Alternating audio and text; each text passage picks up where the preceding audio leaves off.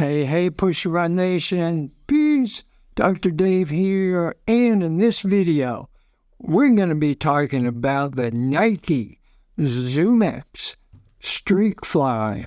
If you're looking for a fast shoe, light shoe, poppy shoe with all the great features of the Nike Vaporfly and a short distance race shoe, stay tuned. All right, thanks for tuning into the video. If you're new to my videos here at Push the Run, I would greatly appreciate you smashing that thumbs up like button. Subscribe to the channel if you want to be seeing more running research videos, and hit that bell down in the right corner to get all the notifications when the new content drops. Comment down below on what best shoes you're wearing for racing right now.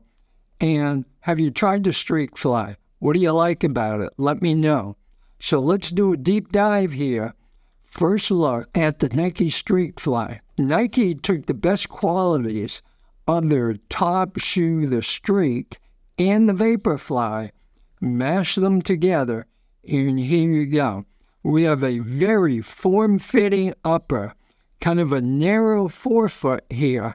So if you have a wide foot, this may not be the shoe for you. This is definitely for 5 and 10K racing, as it says right there on the side of the shoe. This is a race shoe, or can be used for your fast runs, tempo runs, or on the track. But for $160, you're getting a top-tier short-distance race shoe right here that you may want to save just for those key races that you're thinking of doing. This shoe, a little bit different from the Vaporfly and Alphafly, is meant to give you that fantastic road ZoomX foam here in the midsole, but get you closer to the ground. Give you all the great race qualities those two shoes have, but a little bit quicker over the short distance. So let's take a look at everything on the shoe. So if you were thinking about dropping your money down on a short race distance shoe, this may be on the top of your list. On the upper, we have an engineered mesh ripstop translucent material. Translucent meaning you can see through it. And I can see my hand or my fingers right through the material, much like the original Vaporfly, which I have right here. Same type of material, extremely light that you can see through. The upper has lateral and medial inlaid supports here to give you a little more lateral stability there. Has offset lacing, which particularly myself, I'm not a big fan of, but takes a little work in cinching the thin linguine laces down so they're not cutting into the top of my foot anyway. So that will take a little bit of work. There is some padding on the gusseted tongue, but it's not the full length of the tongue. The first crossing of your laces down here, you want to be careful in not tying that too tight, because that may put a little bit of pressure on that point on the top of your foot. From the second row crossing on up, there is padding on the tongue to guard against that digging into the top of your foot. So that's an added feature. Again, offset lacing, meaning the laces are not straight up on your foot. They're off to the side a little bit. We have a little bit of a heel cup in there.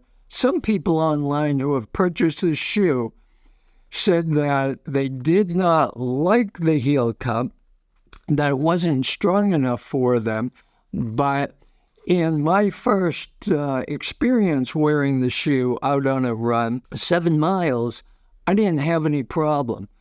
It provides what I think is a pretty sturdy heel support there and protection up to kind of the top of your Achilles there.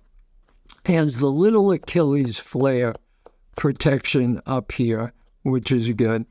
Around the ankle, all the way around, is a little bit of padding, which is superb for locking your ankle and heel into place there.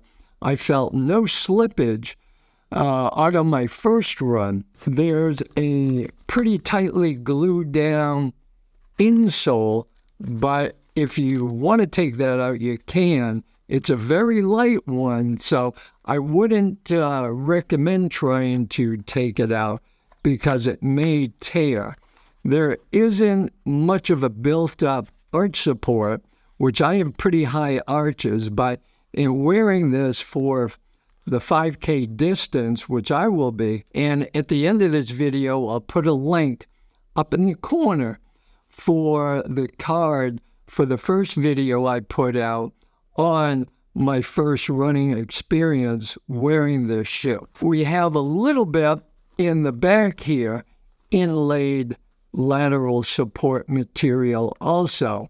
We have the flare, which is typical now on a lot of the ZoomX Fly foamed shoes. We have 31 millimeter stack height in the heel. We have 25 millimeter stack in the forefoot for a 6 millimeter drop, which is pretty much perfect for a 5 or 10K race. They put enough foam on here where you're not really feeling the road under your foot, but this is a closer design to original racing flats that originally were out.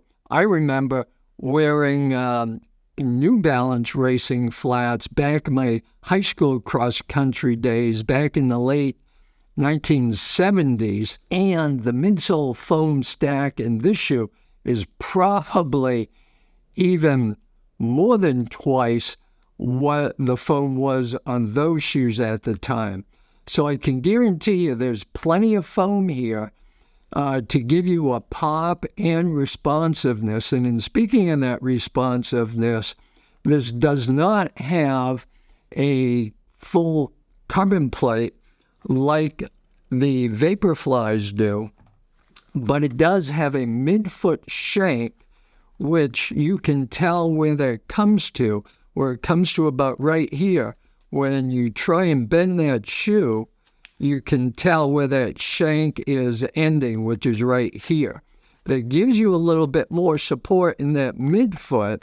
However, when you're toeing off, you definitely can feel that snapback or pop that you're looking for, same as in the Vaporflies. You can see how kind of tighter the carbon plate is on that forefoot in the original Vaporflies. So let's go down to the outsole. This has a contoured design to the outsole. It has a softer rubber on the forefoot and a high abrasion rubber on the two sections back here on the heel. So those of you who are heel strikers don't feel that the softness of that ZoomX foam and rubber will wear away quickly on your heel, because the density of that high abrasion rubber is pretty strong. Okay, so that's not going to wear away on you very quickly. Nike is saying that a U.S. men's size 9 is coming in at 6.1 ounces, but in my U.S. size 11, I have 6.7 ounces, and change that over to grams, and that's 191 grams for our European friends out there.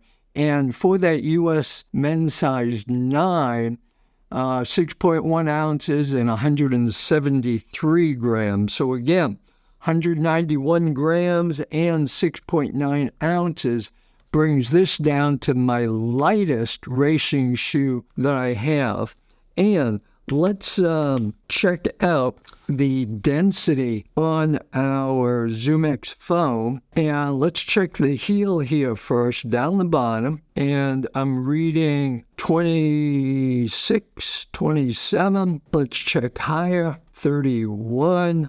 35. Let's check the forefoot. A little hard because it's contoured in the front here. About the same, 33. Okay, so getting 33 on the forefoot and the heel, 27. And you definitely can feel that a little bit softer in the heel when you're out there running.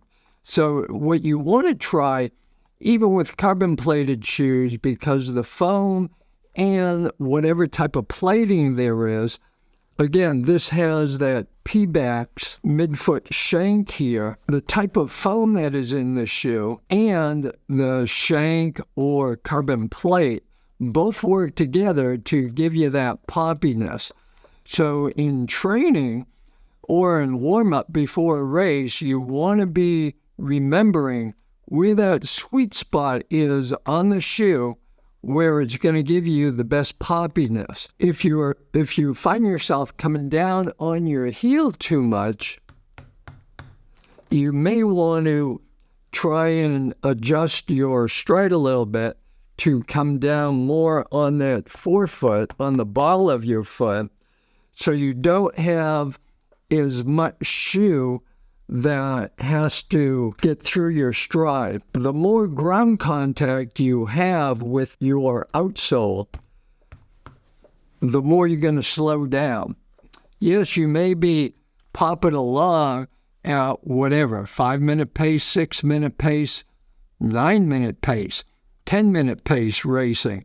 But the more of that outsole that is contacting the ground, that's providing more friction, and friction is the enemy when racing. The more friction you have, the more ground contact your shoe is making, the more time that is going to come off your toe off. So with this shoe, you'll be feeling that you're going to be up on the ball of your foot a little bit more, the way the shoe's designed, and you definitely will feel that poppiness. So this shoe right now in the United States is going for around $160 full price, but I'll put a couple links down in the description.